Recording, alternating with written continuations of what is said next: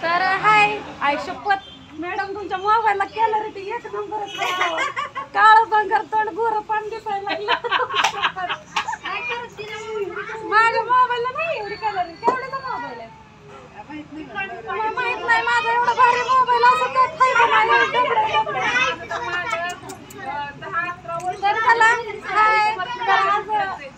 आज आम्ही का नाही ह्या मॅडम मुळे आम्ही ह्या संस्थेमध्ये आलो आपल्या सनेच्या शाळेची सोय केली तर ह्या मॅडम कोण आहेत त्यांच्या चॅनलवर व्हिडिओ जाणार आहे कविताताई तर त्यांच्या आयडीचं नाव आहे सिद्धी ट्रिपल वर त्यांच्या आयडीचं नाव आहे पण जाणून बुजून त्यांच्या आयडीवर मी व्हिडिओ टाकायला लागले कारण का नाही मी माझ्या पद्धतीने बनवलं होतं पण ह्यांचा पण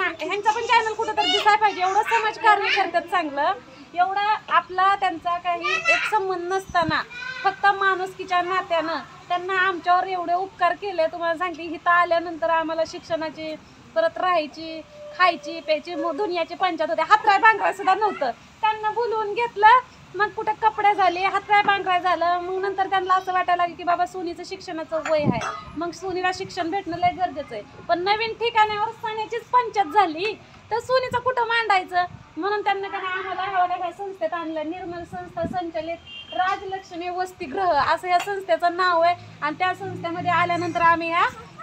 मॅडमची आणि सरांची भेट घेतली आणि त्या सरांना मॅडमना आम्हाला चांगलं मार्गदर्शन दाखवून आपल्या सोनीला शिक्षण देतो असं त्यांना आमच्या सगळं बोलणं केलं आमचं बोलणं बसणं सगळ्या गोष्टी झालेल्या आहेत काही जरी प्रॉब्लेम आला तर इथं काहीच होणार नाही कामासाठी नाही पण आपल्या घरातल्यासारखं सोनीनं इथं राहायला पाहिजे असं त्यांचं पण म्हणणं आहे सोनी राहील पण तसं कारण इथं सगळे लहान लहान मुलं आहेत मुली म्हणजे मुलं आहेत लहान लहान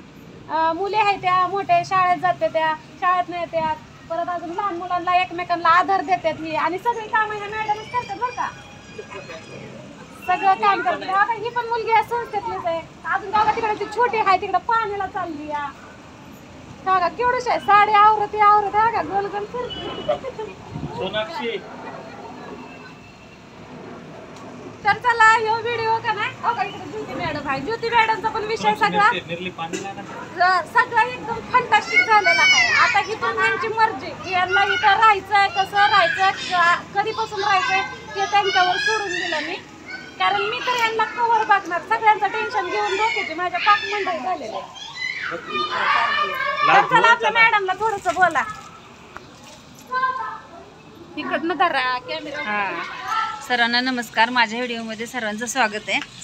तर केसलम गावामध्ये हे वसतिगृह आहे आणि हे वसतिगृहामध्ये सर्व लहान थोर मंडळींना ज्यांना आधाराची गरज आहे तर त्यांना इथं आधार दिला जातो